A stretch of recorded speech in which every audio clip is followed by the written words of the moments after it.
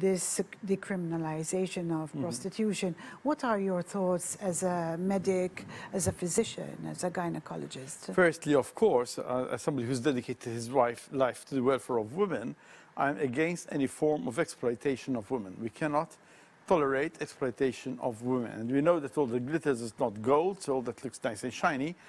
Beneath there's a suffering woman, very often there's a suffering woman. So there is the psychological well-being of a woman. There's her welfare. Is she well fed? Is she addicted to anything? Is she how badly is she being exploited? Are people holding on to her passports, for example? Things like that. We get these social issues. There's the medical issue, of course, because we need a much stronger sexually transmitted diseases department to look after a vast increase, for example, in sexual activities as promiscuity. And I think we have to, it really is a wake-up call in a way. It's a wake-up call that our society is changing. Now, of course, prostitution is not new in Malta. It's not new anywhere, you know. And we have actually the Knights of St. John, as you know, had built a street dedicated to prostitution. They'd rather have had them all concentrated in one place as opposed to running all over the place. Likewise, however, they had hospitals dedicated to the welfare of prostitutes who had been found themselves in difficult positions or who were no longer active, and there are lots of anecdotes with the Knights of St. John Sagra Infermeria, which was mostly a male hospital, but there was a women wing, and whenever they dismantled the women wing, some prudish person would come and dismantle the women's wing. There was a vast increase in sexually transmitted diseases.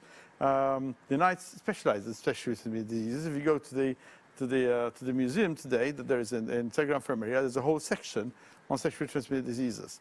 And of course, in the past, we had syphilis, for example, in the 1480s, 1490s, which was an epidemic, a much more serious epidemic than COVID in a way, because it was actually killing people. People were immune, once again, a naive population in Italy and in Spain.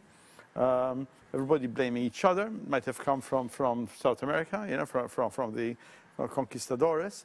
But certainly, this was a disease which wasn't going to first primary, secondary, tertiary phase, syphilis, and was killing people in a very nasty and horrible way, including women, of course. So people forget that women were also dying from syphilis. And similarly, there was gonorrhea anyway, and these were serious problems. During the British period, we had, of course, a resurgence of activity with the British Navy coming in, Royal Navy coming in. Many people of the older generation, when I was in the UK, would tell me stories about Straight Street, which was, of course, had its nice points, it had its nice bars and restaurants and dance halls and whatever, but also, of course, was a center of prostitution.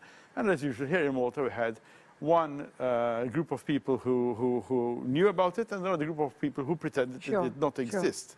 And if I can just tell an anecdote, quick anecdote, when I was in the UK, a senior doctor in East Est, when he was based in Malta, in Tarfa Hospital, a young Navy rating came to him, which was obviously a sexually transmitted disease. And his training said, okay, find the contact, as usual, find the contact, phone the doctor, tell him who the contact is, and get the Maltese doctor, his Maltese counterpart, to follow it up. So he did his duty. This is a junior doctor at the time. He phoned up his Maltese counterpart and the Department of Health, where he was immediately told off. Was told, look, this doesn't happen in Malta. You should be ashamed of yourself. Yeah. So the doctor went to his senior, and the other guy told him to listen. You are new to this place. Leave these things to me. We handle them our way. So he obviously found a more reasonable Maltese counterpart, and the situation was sorted out. And this goes to show the dichotomy in our population. One group pretending these things don't happen, whereas on the other hand, a subpopulation which knew exactly what was happening.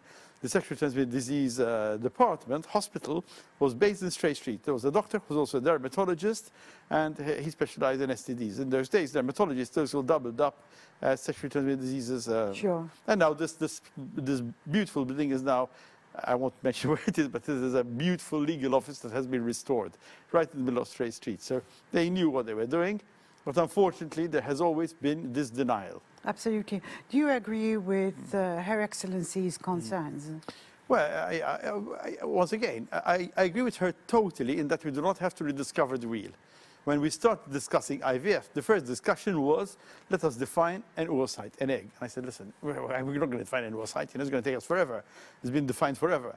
So we don't have to start from scratch. We've got the experiences of other countries. Let us choose a proper model which will not exploit women, which will help women, and which will, as much as possible, make it unnecessary to have prostitution and sex workers.